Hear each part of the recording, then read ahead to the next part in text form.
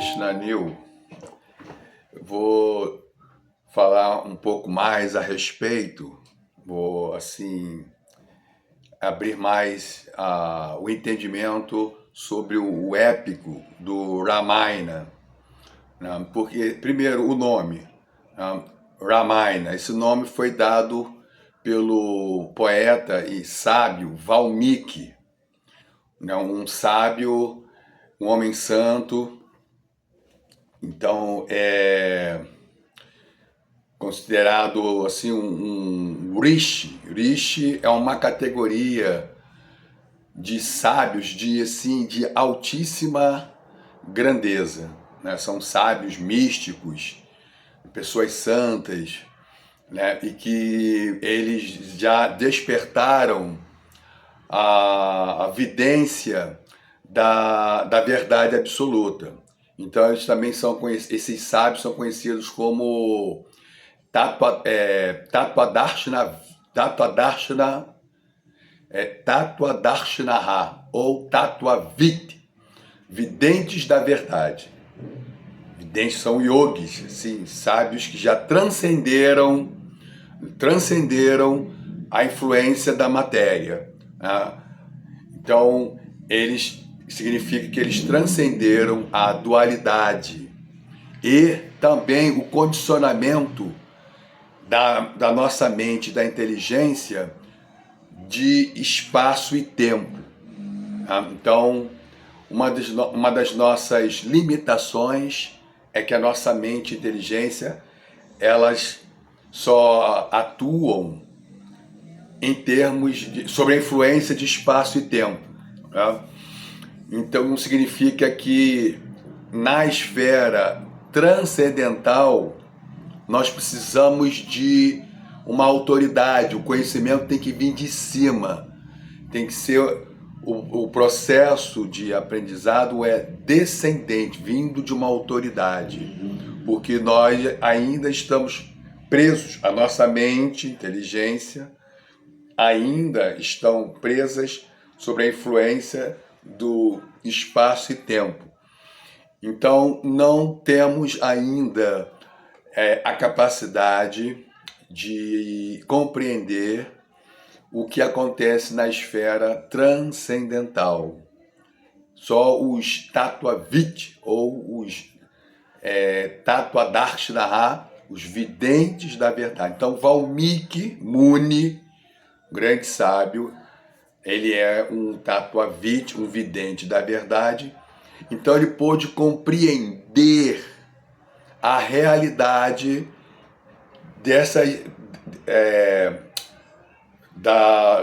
do advento do Senhor Ramachandra, né? Da história do Senhor Ramachandra.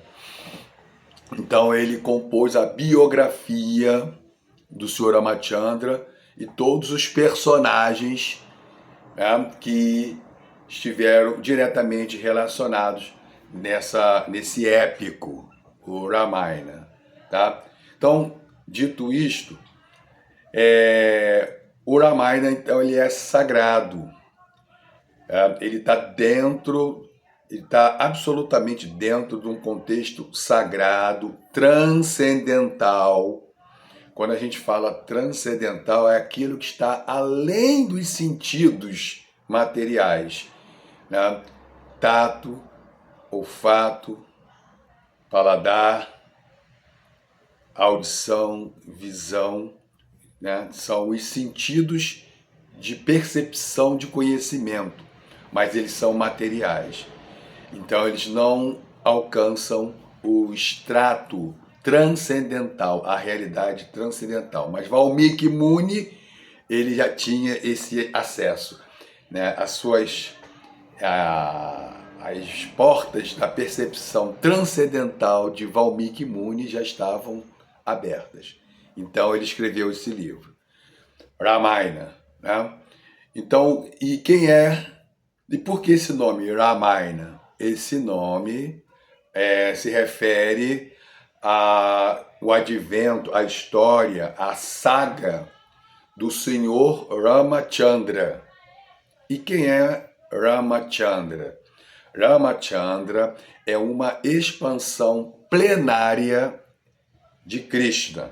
Ou seja, ele é um Vishnu Tattva. Ele é um Vishnu Tattva, uma expansão plenária de Krishna. E quem é Krishna?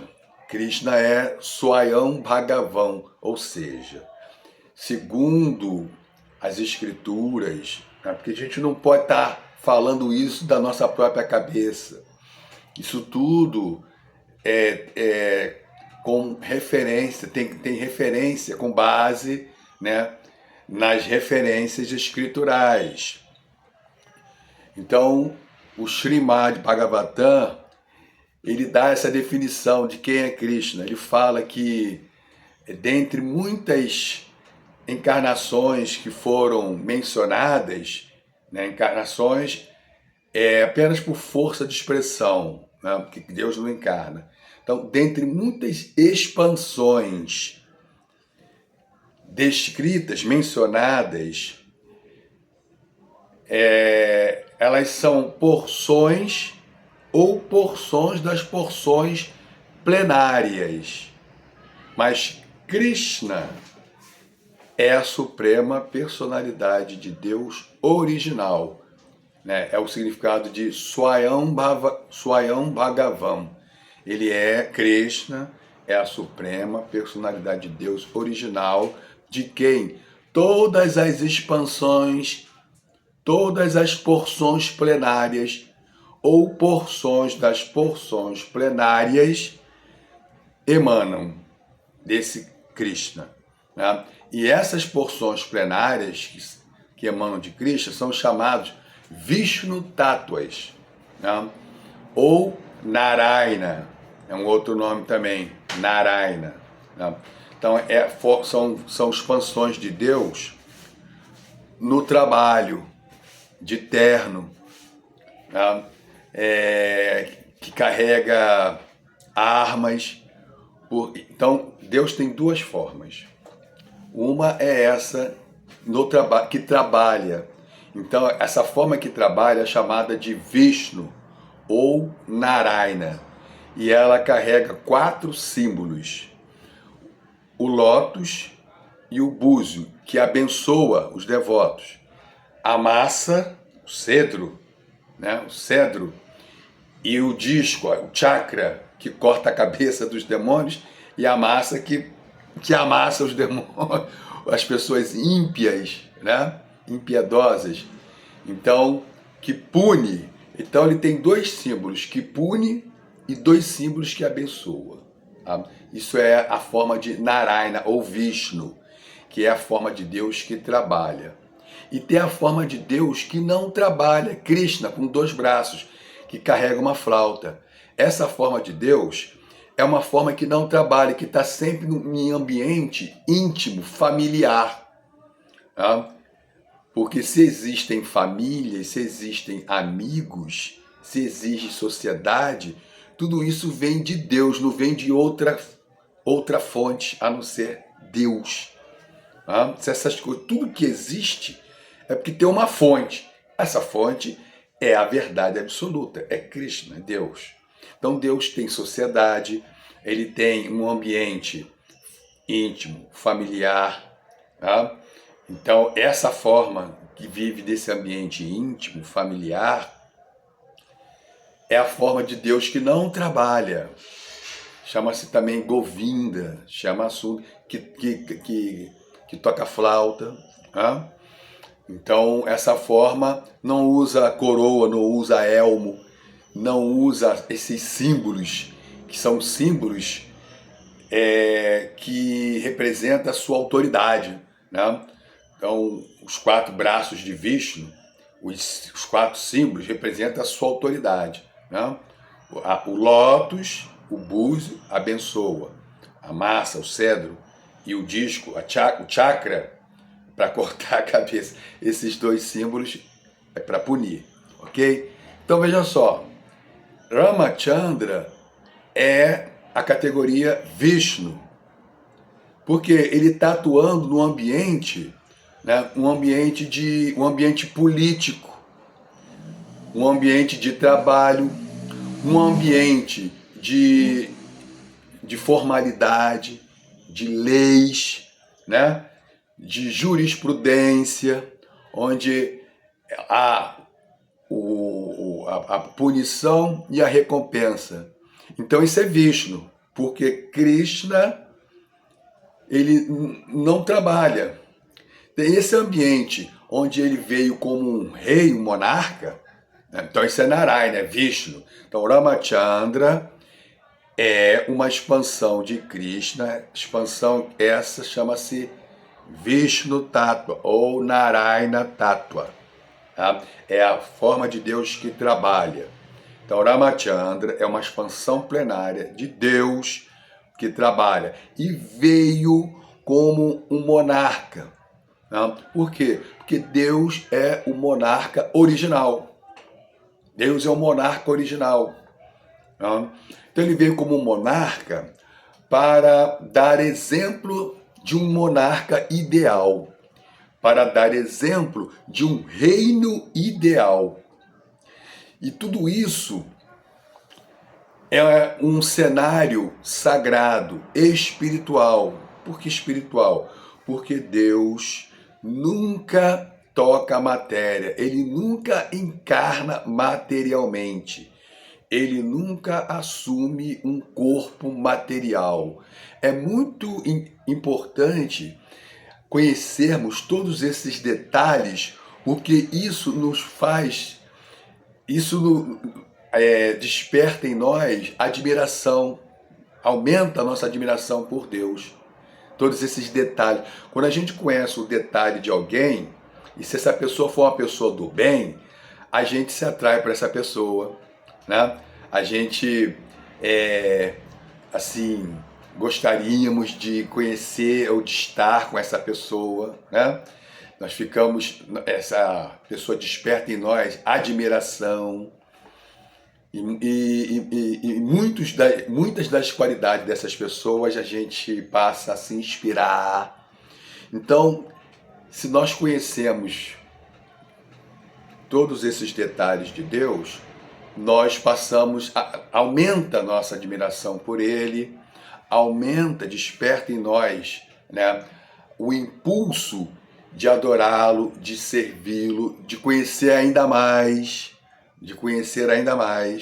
tá? Então, Deus tem atributos. Deus, ele é a origem de tudo, então também é a origem da personalidade. Só que a personalidade de Deus é espiritual, não é material, presa a espaço e tempo. Deus não pode estar preso à sua própria energia. A aranha, ela nunca fica presa na sua própria teia, né? Que é a energia que sai dela. A teia é uma energia que sai do interior da aranha. Né? A energia da aranha não subjuga a aranha. Né? Então, a aranha é a criadora da energia, da teia, ela não fica presa à teia. Então, Deus é o criador das energias. Ele não fica preso às suas energias. Então, ele não adquire, ele não é forçado a entrar dentro de um corpo material e ficar sob a influência das leis materiais. Porque ele é Deus. Ele é o criador dessas energias, dessas leis, né? Então ele nunca é forçado a entrar num corpo material. Então quando ele vem, aquela forma de Ramachandra, o rei Ramachandra que veio, né, há milhões de anos atrás, não é uma forma material, não é que ele entrou num corpo material. Não, ele tem a própria forma, ele veio na sua forma espiritual. Ele sempre vem na sua forma espiritual. Ele faz essa declaração no Bhagavad Gita. Embora Bhagavad Gita ele fala o seguinte, pode fechar isso aqui?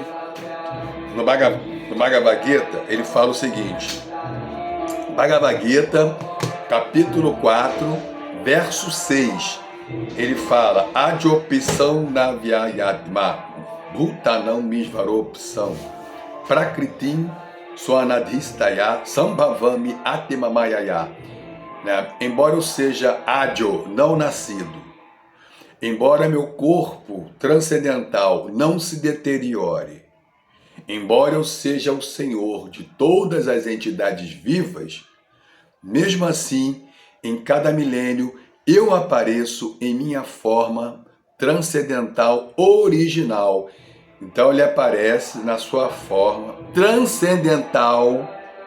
Transcendental significa transcendental à matéria. Então ele vem em espírito na forma original. Ele vem em espírito. Espírito não se pode ver o espírito é invisível. Não, isso é especulação, isso é invenção, isso é imaginação humana, tá? Que não tem nenhuma realidade, né? Isso não é uma realidade. O espírito, se o espírito não fosse invisível, como ele podia ser superior à matéria?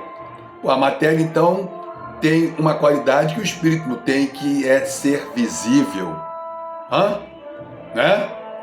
Então, veja como que as pessoas inventam, né, sem ter assim nenhuma autoridade, nenhum embasamento. O espírito é invisível. O que é invisível são os fantasmas. Fantasma é uma coisa, espírito é o ser puro, a alma.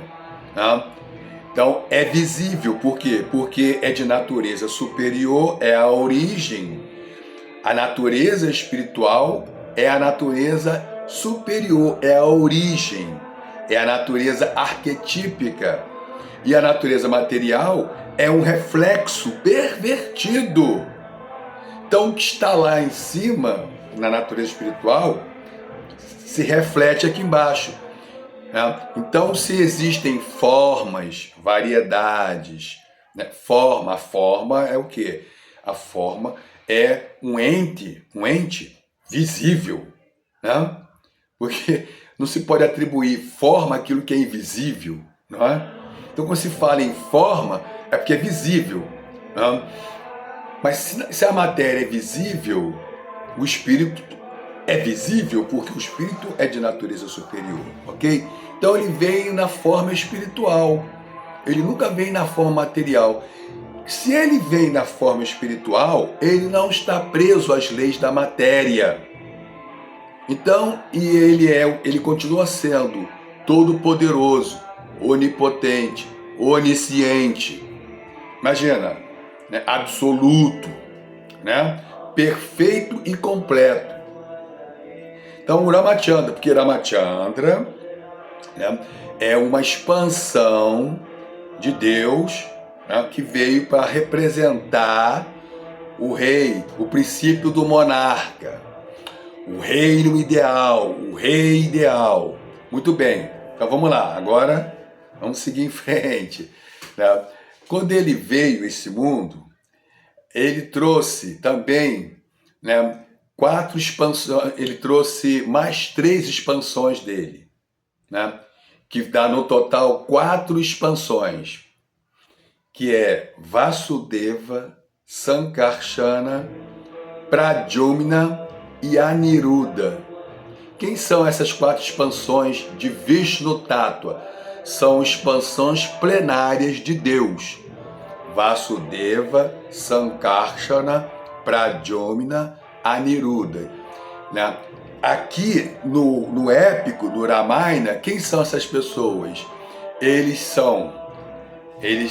vieram no papel de Ramachandra, é Vasudeva, Sankarsana é seu irmão Lakshmana, Pradyumna é seu irmão Vasudeva, Sankarsana, né? Pradyumna é o irmão Shatrughna e Aniruddha é o seu irmão Bharata. Né? Então são os 4 irmãos: Ramachandra, Lakshmana, Shatrughna e Bharata. Né? Muito bem. Sendo que Bharata, ele foi filho da segunda esposa. Então ele não era o herdeiro legítimo do trono, porque Rama sendo o primogênito, era o herdeiro legítimo do trono, né? Do trono de Ayodhya, né? Do reino de Ayodhya. Muito bem, o pai de Ramachandra chama-se Dasharatha. Tá? Dasharatha teve duas esposas. Uma chama-se Kaikeya, a outra não vou lembrar o nome agora. Né? A Kaikeya é a segunda esposa, a primeira esposa eu não me lembro, porque a Kaikeya, né, ela aprontou, então a gente não esquece o nome. A outra que não aprontou, que era boazinha, acaba caindo no esquecimento. Depois eu vou resgatar o nome dela. Muito bem. Então ele tinha duas esposas, né? Que na cultura védica podia-se ter muitas esposas, né? Era assim, politicamente, socialmente aceito, tá? Então não era uma transgressão. Hoje, né, a maior parte das sociedades, das nações, né, não assim não apoia legalmente, né, a poligamia, né? Mas a cultura védica era politicamente, socialmente lícito, tá? Então, o rei Dasharata ele tinha duas esposas. Com a primeira esposa, ele então teve o primogênito Ramachandra, então o herdeiro legítimo do trono de Ayodhya. A segunda esposa, ela atuou numa guerra com o rei Dasharata, seu esposo, né? E ela, assim, atuou como uma guerreira, né? E a atuação dela, né, foi, assim, determinante, né, no sucesso dessa batalha. E aí o rei Dasharata, então, ficou muito grato a ela e falou com ela: eu sou muito grato a você, né, por essa guerra, por essa batalha, por você ter me apoiado, tá? Eu gostaria de assim satisfazer, né, um desejo seu. O que você deseja? Pode ser que eu vou lhe satisfazer esse seu desejo. Aí ela pensou, ela já sabia o que ela queria, né? Falou: olha, no momento oportuno, eu vou lhe revelar o meu desejo. Bom, passou a guerra, passou tudo, vieram os filhos, que nessa época eles nem tinham os filhos. Vieram os filhos e tal. Então, quando Ramachandra estava prestes a ser entronado, neste momento, né, uma cortesã de Kaikeya, a segunda esposa de Dasharata, lembrou ela, né, a promessa que Dasharata, que o rei fez, de satisfazer um desejo dela, né, qualquer desejo. Então, veja só, para entendermos essa cultura védica, essa sociedade, né,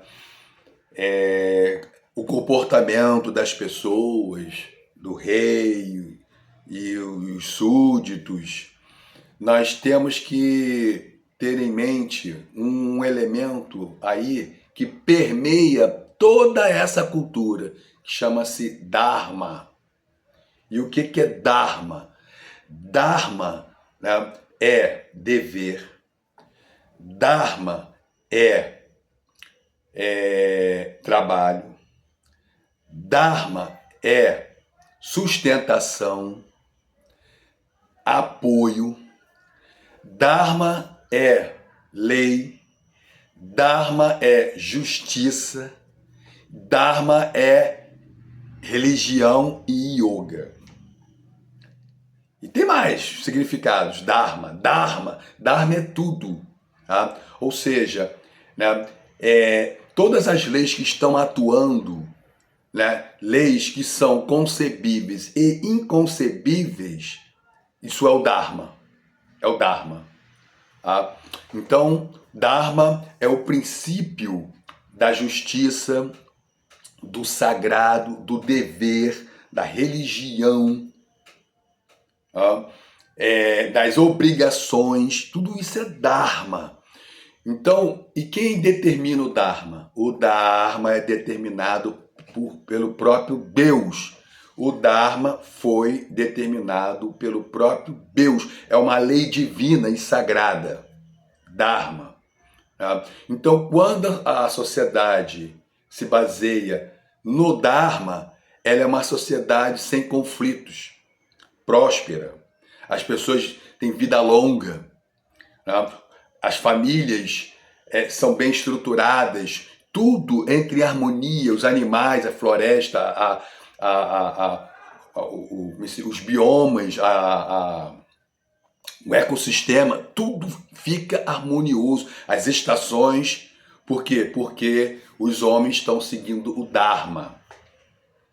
Então toda a natureza se harmoniza, responde o Dharma, porque o Dharma é uma lei de Deus.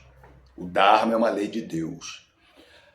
Agora, quando há negligência, quando o Dharma ele é transgredido, caos, desastres, conflitos, perturbações naturais, pestes, epidemias, pandemias, criminalidade, porque o Dharma está sendo negligenciado. Então, o exemplo de hoje, uma sociedade caótica, ninguém nem fala de Dharma, né? E assim, enganação, né? E a enganação, a má conduta já parte, né, lá de cima, né, das autoridades, e aí as pessoas aqui embaixo fazem a mesma coisa. Então, cria-se um ambiente hostil na sociedade, né? Medo, né? O medo é disseminado, insegurança, pobreza, né? Má educação, tudo para. Olha que o Dharma, olha a importância do Dharma, olha a importância do Dharma, olha a sociedade que nós estamos vivendo, né? Aí nós temos elementos como Júlio, elementos perturbadores demoníacos, por causa da falta do Dharma. Então, dentro da cultura védica, o senhor Ramachandra, ele era um monarca, né? Mas antes dele ser entronado, nós temos aí o pai dele, Dasharatha, e todos os reis, todos os monarcas na cultura védica são os primeiros a respeitarem e seguirem, né, e executarem o Dharma. Então, se o monarca, o rei, né, que a palavra também monarca significa, né, o representante de todos, né? Monarca é o uno representante dos muitos. Então, se o monarca ele está executando o Dharma, né, protegendo o Dharma, toda a sociedade é protegida, porque a natureza reage. Tudo fica harmonioso, não há criminalidade, não há conflitos, guerras, não há pestes, epidemias, pandemia, vida longa, prosperidade, né? Não há desestruturação das famílias, divórcio, nada disso acontece. Olha a força do Dharma, tá? Agora sim, agora vamos lá. Agora olha como que agora o entendimento, né, a cosmovisão desse cenário, desse épico, dessa saga, olha como agora nós vamos ter, né, vamos entender os detalhes. Então, o que acontece? O rei é, assim, o primeiro representante, executor o rei é o executor do Dharma. Né? E tem uma outra classe dentro da cultura védica que são os sacerdotes, os brahmanas. Os Brahmanes são os sábios, os conselheiros, os mestres, aqueles que têm todo o conhecimento do Dharma e que aconselham e orientam os reis e a sociedade. Todo rei tem seu sacerdote, seus brahmanas. Não só um, tem vários brahmanas, tá? Então vamos lá. Então o rei e a rainha são os executores do Dharma. É uma responsabilidade porque, né, se há uma negligência do Dharma, isso se reflete na sociedade e na natureza. Distúrbios. Cria-se uma cadeia de distúrbio. Olha a responsabilidade do rei e da rainha. E aí o que aconteceu? A rainha, a segunda esposa, Kaikeyi, ela então conspirou contra o primogênito, que era como é que se diz? O filho eleito, o eleito legítimo do trono, que era o Ramachandra. Ela conspirou contra. Então ela revelou o desejo que ela queria que ele satisfizesse, era colocar o filho dela no trono, né? Entronar o seu filho, que se chama Bharata. Lembrando que os 4 irmãos, Bharata, Shatrugna, Lakshmana e Ramachandra, eles são expansões divinas de Krishna. São expansões Vishnus, expansões plenárias, que corresponde Vasudeva, Sankarsana, Pradyumna, Aniruddha. São expansões divinas e plenárias de Krishna. Então, eles estão agora assumindo, né, o papel de Ramachandra, Lakshmana, Shatrugna e Bharata. Então, são Vishnu Tattvas. Eles são expansões divinas, mas eles estão aqui atuando como se fossem seres humanos. O próprio Ramachandra, que é um Vishnu Tattva, uma expansão plenária, ele está atuando como se fosse um ser humano, para dar exemplo à humanidade. Muito bem. Então, Kaikeyi conspirou contra, né, a sucessão do trono, querendo tirar o herdeiro legítimo para colocar o filho dela. E o que isso significa? O que isso representa de tão grave? O rei e a rainha são os principais executores do Dharma. A rainha, ela nesse momento, ela fere o Dharma. E existe nas escrituras, no Mahabharata, no Ramayana, no Srimad Bhagavata, né, existe uma sentença, né? O Dharma protege quem protege o Dharma. E o Dharma destrói aqueles que ferem o Dharma. Então ela feriu o Dharma, ou seja, estava destinada à destruição. E isso também acaba refletindo, isso cria uma brecha no sistema de governo e cria uma perturbação na sociedade. Por quê? Porque os principais representantes e mantenedores do Dharma, né, um deles criou uma brecha, feriu o Dharma. Isso é gravíssimo, isso é gravíssimo. Então veja só, então ela fez essa chantagem com o rei. Você falou, me prometeu, né, naquele dia da batalha, né, que nós tivemos numa batalha e nós vencemos, e você me prometeu, me fez uma promessa de que cumpriria, que satisfaria um desejo meu. Esse é meu desejo, é colocar o meu filho Bharata no trono e mandar exilar Ramachandra 13 anos na floresta. Pô, ela foi cruel. Além dela tirar o outro, que era o herdeiro legítimo da sucessão, né? E colocar o filho dela, ela ainda quis exilá-lo 13 anos na floresta. Olha só. Quer dizer, ela entrou com uma mentalidade completamente, né, vil, impiedosa. Ela se tornou uma vilã.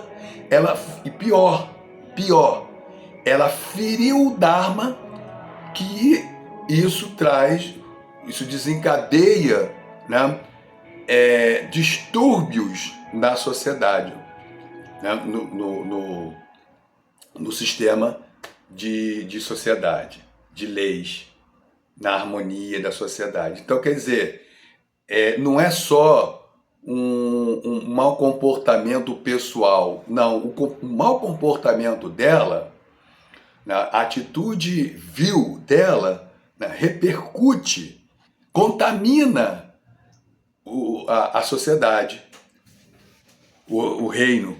Então, o seu próprio filho, Bharata, quando ele tomou conhecimento disso, né, olha só, olha o choque aí, ó, olha o choque cultural, né? Poxa, a própria rainha, ela transgride o Dharma, a lei divina. A rainha, que é uma mantenedora do Dharma, transgride o Dharma. Além de ser a rainha mantenedora do Dharma, é a mãe dele. Então é muito choque, né? É muita decepção, Ele ficou destruído. Ele jamais esperava esse comportamento da própria mãe, da própria rainha, que é mãe e rainha dele, né? Então ele ficou completamente decepcionado, chocado, a ponto de empurrar a própria mãe. Tá? Mas olha a dimensão da situação. Ela transgrediu o Dharma. Ela foi cruel. Ela pediu para exilar o irmão de Bharata, exilar 13 anos na floresta. Quer dizer, tudo isso por pura perversidade e egoísmo. Né? Então, egocentrismo. Então ele ficou, assim, a reação dele não é uma reação assim, demoníaca, pecaminosa, sabe? Poxa, ele empurrou a mãe. Mas olha o contexto, A própria mãe dele, ele jamais, né, de onde ele jamais poderia, né, imaginar que vinha esse comportamento baixo da rainha, né? Uma nobre, mantenedora do Dharma, sua mãe. Poxa, né? O fato dele ter empurrado ela é o choque que tudo isso provocou nele, né? Ele ficou completamente assim, chocado, magoado, decepcionado com a mãe, né? Pô, ela foi cruel com o irmão dele, que nunca fez nenhum mal a ela. Né? E ela criou, né? Ela assim, lançou uma atitude, né, perversa, gratuita no Ramachandra. Ramachandra nunca fez nenhum mal para ela. Isso tudo, né, tem que ser observado, tem que ser entendido. Então Bharata, né, que ainda era um seguidor do Dharma, né, então entendia muito bem o que significava isso, porque ele é uma expansão divina, né? E ainda tem esse detalhe, Bharata, ele é um dos Chatuvyuha, Vasudeva, Sankarsana, Pradyumna, Aniruddha. Ele é um desses 4. Ele é uma expansão divina que está ali representando o papel de um ser humano, tá? Para dar, assim, referências, exemplos, né? Então, a mãe dele, ela, assim, fugiu de todos os padrões. Ela quebrou todos os padrões.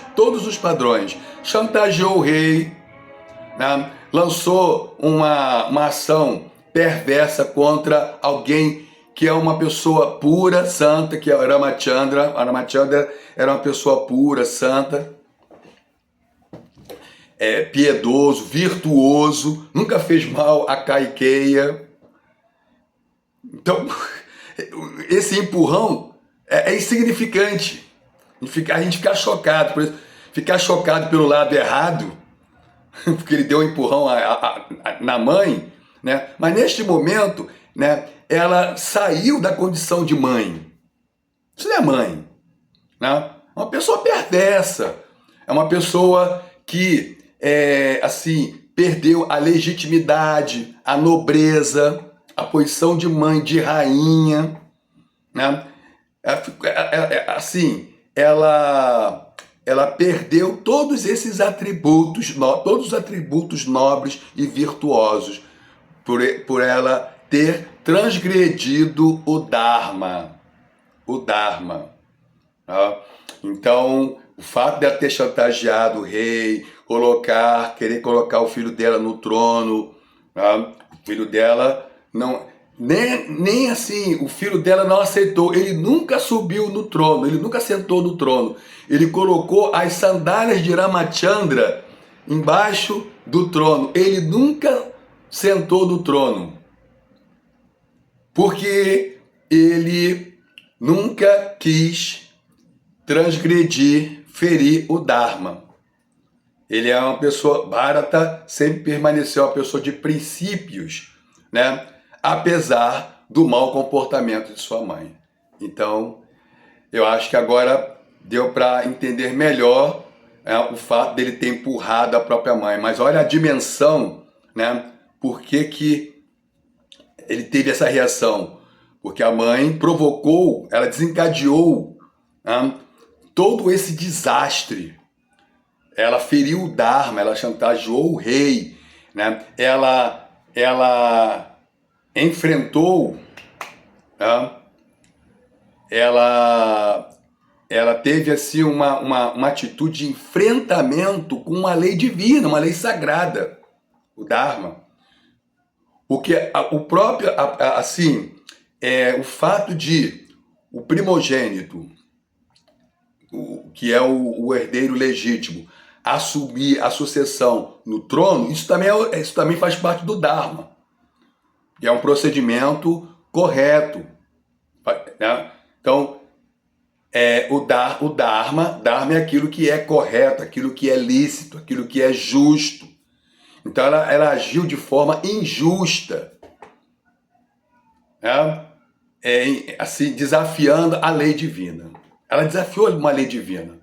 Então, esse empurrão, né? Ela assim, desmereceu, né, o apreço dele, porque ele permaneceu, né, na senda da justiça, do Dharma, né, da vida lícita, ímpia, né, ímpia não, piedoso, né, da vida piedosa. E ela se desviou. Ela foi pro lado sombrio, né? Como na Guerra das Estrelas, né? Ela quis usar, né, o lado sombrio da força. Sombrio. Ela se tornou sombria. Né?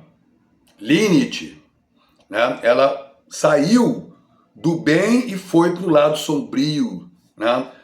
Sim, ela se associou, se conectou, né, com forças sombrias, né, o lado negro da lua, Lilith, né, o nosso lado sombrio, né, nós temos o anjinho e o diabinho, né?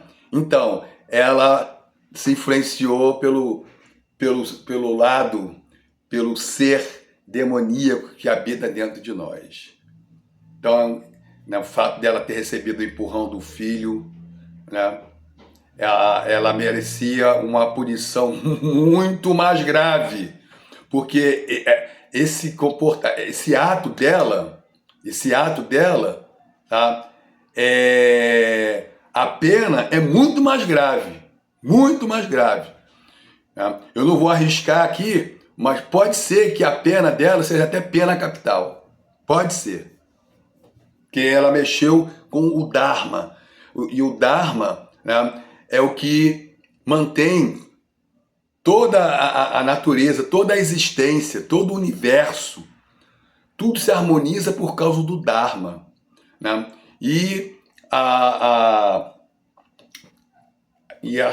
Como se diz, a rejeição do Dharma, a transgressão do Dharma, traz conflitos, distúrbios, né? Traz uma energia sombria para a sociedade, né? Discórdia, e assim vai. Então a pena dela é muito grave, muito mais do que um mero empurrão. Hare Krishna.